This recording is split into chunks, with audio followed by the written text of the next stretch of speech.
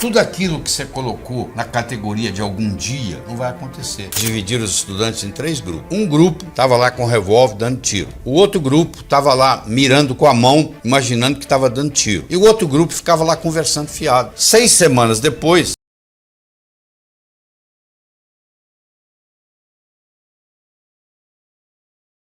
o Einstein dizia que numa briga entre imaginação e conhecimento, a imaginação sempre ganha. Então o que é imaginar? É visualizar. É o chamado crer para ver. São Tomé dizia, eu preciso ver para crer. Eu acho que São Tomé estava enganado, porque na realidade você tem que crer para ver. Se o John Kennedy não acreditasse que em uma década ele poderia colocar o homem na Lua, o homem não teria pisado na Lua. Se você for esperar alguém pisar na Lua para você acreditar que é possível pisar na Lua, não vai ser você que vai chegar lá. Então você tem que passar a crer para ver. Então, quando eu me mudei para os Estados Unidos, a minha crença era de que em pelo menos 2 anos eu ia começar a dar aula para americanos de cardiologia. 8 meses que eu estava lá, eu fiz a minha primeira apresentação em Washington, D.C., no Distrito de Colômbia, para mais de 400 cardiologistas, entendeu? E eu acreditava naquilo, eu estava trabalhando para aquilo. E não levaram 2 anos. Em 8 meses eu estava fazendo isso. Agora, se eu falasse assim, eu não acredito que isso vai acontecer, isso nunca teria acontecido, entendeu? Então, essa história de crer para ver parece um jogo de palavras, mas não é não. Você que está investindo, o que você está segurando? Você fala, não acredito, isso é impossível. Impossível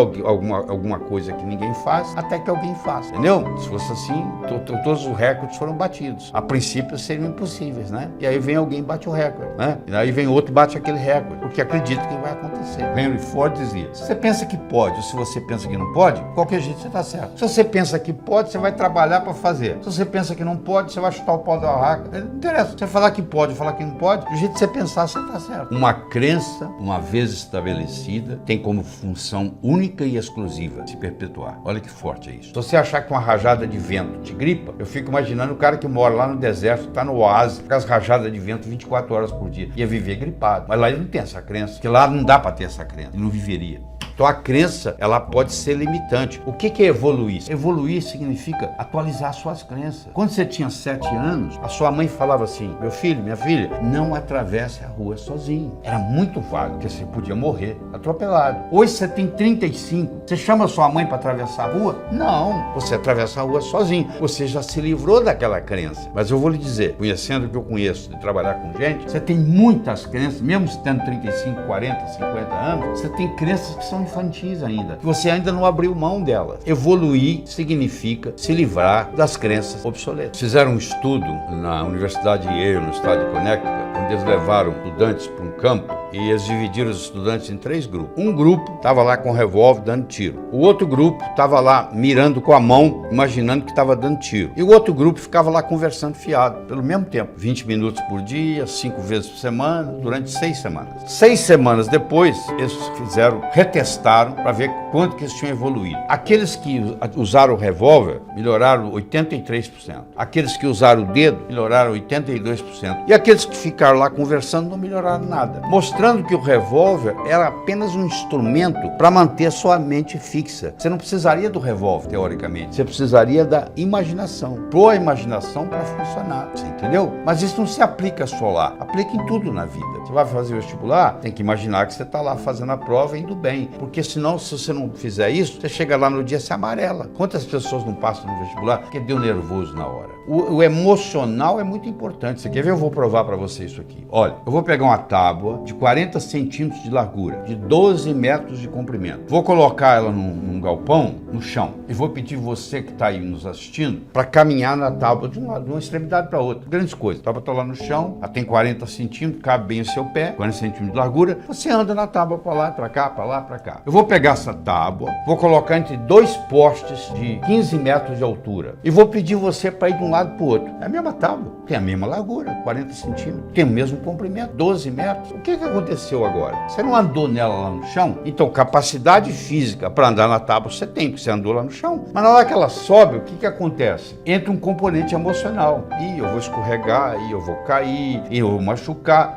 Entra uma conversa dentro da sua cabeça, que nós chamamos de self-talk. Aí você começa a tremer. Conclusão, de cada 10 pessoas, 9 não andam. Você entendeu? Estou te mostrando que não tem nada a ver com a parte física. Estou mostrando que tem a ver com o psicológico. Quando eu começo a trabalhar com a imaginação, com a visualização, eu vou me preparando para andar na tábua quando ela está lá em cima. Isso aplica em qualquer coisa na vida. Então você saber controlar esse emocional faz toda a diferença. Muitos têm dificuldade até em escrever o que eles querem, porque muitos pensam assim, mas eu não mereço. Quer dizer, essa parte do merecimento é muito importante. Você tem aquilo que você acha que você merece. Então olha a sua vida, olha a sua conta bancária, olha a sua família. Isso aí que você merece, que você acha que merece. No momento que você melhora a sua capacidade de merecimento, ou seja, você merece mais, o universo lhe entrega mais. Então isso é muito importante entender. Tem gente que batalha, morre na praia, porque no fim acha que aquilo não pertence àquela pessoa, que não merece aquilo. Então o automerecimento é muito importante. O termômetro mede a temperatura da sala. Isso é o termômetro. Agora, se eu colocar aqui um termostato e colocar 15 graus, mesmo que lá fora esteja 30, aqui dentro vai estar 15. Porque o termostato vai baixar a temperatura ou subir, de acordo com onde eu coloco a temperatura. A autoestima é um termostato para a vida. Quanto que eu mereço? Quanto é que você está ganhando? Se eu falar que você vai, mês que vem, multiplicar por 10 o seu faturamento, você vai acreditar? Não. Você fala, não é possível. Quem é que vai? Se ganho mês que vem vou ganhar 10? Eu sei, mas por que você está ganhando 1 e o seu amigo está ganhando 4? Fazendo a mesma coisa. Com o mesmo talento. Pode ser que ele tenha um marketing melhor do que o seu. Pode. Mas pode ser também que ele tenha um termostato de autoestima melhor do que o seu. Então, o que você merece é o que você tem. O merecimento que você acha que você vale, está expresso aí na sua conta bancária, no carro que você dirige, casa que você mora, família que você tem. Está aí, é só você olhar. Se você quiser mais, você tem que sentir merecedor demais. E para sentir merecedor demais, escuta, você tem que subir a sua autoestima. Eu tenho uma boa notícia para você. Ótima. Ela não é feita de cimento, ela não é feita de aço. A autoestima, ela é feita de linguagem. Do mesmo modo que ela foi construída linguisticamente, ela pode ser reconstruída linguisticamente. Oh, que beleza, que alívio, hein? Quer dizer, qualquer pessoa, em qualquer momento, não interessa a idade, não interessa a situação, pode melhorar. É uma questão, só que isso aí não tem jeito de você delegar. Aí eu vou pagar alguém para fazer isso para mim. Isso não existe. Você vai ter que evoluir. O sucesso está aí dentro, ele tem que sair. Daí você tem que fazer isso, ser externado. Nós fizemos um estudo, e estudando profundamente o que Napoleão Hill levantou e etc., e eu cheguei à conclusão que, do mesmo modo que você não faz um bolo só com farinha, nem só com manteiga, nem só com ovos, cada um desses ingredientes é necessário, porém não o suficiente, e eu criei o que eu chamo o bolo do sucesso, onde eu escolhi 6 ingredientes. O primeiro é você ter uma boa autoestima, a segunda é a sua capacidade de se comunicar, que é fundamental, principalmente no mundo de hoje, onde a comunicação é talvez o mais importante de tudo no sucesso. Terceiro é a sua capacidade de estabelecer objetivos, criar estratégia, criar táticas para colocar aqueles objetivos e implementá-los. A sua atitude determina a sua altitude na vida, a sua dedicação ao trabalho e a sua ambição saudável. Então são 6 elementos. Ó. É a boa autoestima, boa comunicação, saber estabelecer metas, ter uma atitude positiva, dedicação ao trabalho de uma forma inteligente e hoje melhor do que ontem, amanhã melhor do que hoje. O japonês chama de Kaizen, que é melhora contínua. A palavra Kaizen, no Japão, 1945, Hiroshima, Nagasaki, 40% do Japão destruído. Com essa simples filosofia de uma palavra, que é K-A-I-N-Z-E-N,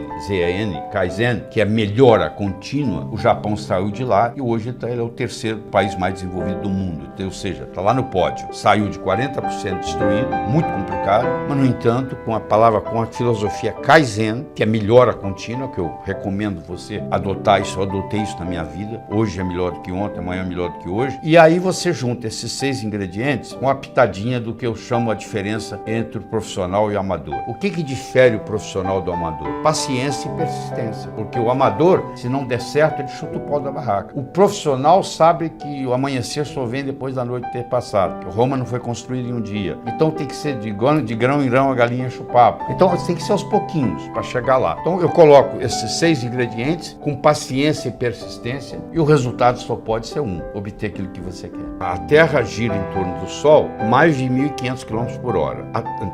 Em torno dela mesma. Rotação. Mais de 1.500 km por hora. Ela gira em torno do Sol Sol mais de 100 mil quilômetros por hora. E ela gira em torno da galáxia como um todo a mais de 770 mil quilômetros por hora. Então, se você somar isso tudo, dá 871 mil quilômetros por hora. E você tem a sensação que você está parado. Você acha que a Terra é plana, você acha que a Terra gira em torno do Sol, que o Sol gira em torno da Terra, que ele nasce no oeste e morre no oeste. Então, os órgãos do sentido nos enganam muito. Mas não é só isso, não. Quando você percebe a realidade, ela tem que passar por um sistema de filtragem sua. Então, quando ela chega até você, lá no seu íntimo, que você interpreta ela já não é a realidade lá de fora, é a sua realidade. Você não vê a coisa como ela é, você vê a coisa como você é, entendeu? Não tem jeito de você ver a coisa como a coisa é. Você vê como você é, porque passa pela sua filtragem. Ainda mais se você tiver uma repressão, uma supressão emocional muito grande, e ela está reprimida, suprimida, e isso vem à tona na forma de eu projetar. Então eu tenho um problema, projeto esse problema no vizinho. Então qualquer atitude que o vizinho fizer, ele está errado, porque eu estou projetando a minha limitação nele. Então uma pessoa que é limitada, ela acha que todo mundo é ignorante, ela acha que todo mundo não sabe, ela critica todo mundo. E na realidade, no fundo, essa pessoa que está criticando todo mundo, ele no fundo,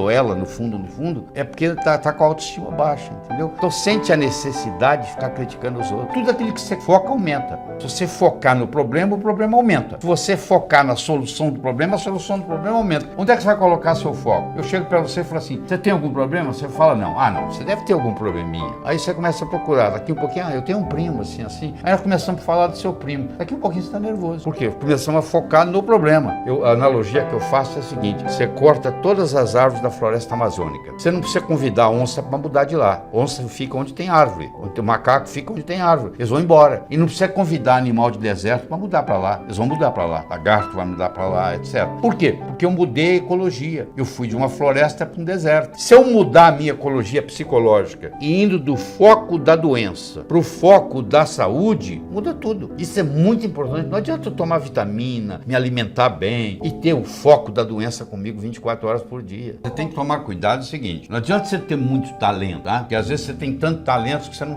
você não sabe qual focar. Você tem que focar num deles. Se eu te jogar aqui, eu vou jogar uma bolinha pra você. Pega. Pegou, né? Agora eu vou pegar 5 bolinhas, ó, pega. Aí você pegou nenhuma. Eu peguei um talento, joguei pra você, você pegou. Agora se eu pegar 5 talentos e jogar pra você, você não pega nenhum. Então tem gente que tem tantos que não pega nenhum. Você tem que focar num e trabalhar naquele. Não interessa qual seja. Fizeram um trabalho em Harvard em 1953. Eles pegaram todos os formandos da Universidade de Harvard e perguntaram para eles assim, o que você vai fazer nos próximos 6 meses, próximo ano, próximos 5 anos, próximos 10 anos, próximos 15 anos, próximos 20 anos. A grande maioria, como acontece aqui no Brasil, não tinha nada por escrito. Não tinha nada, não tinha.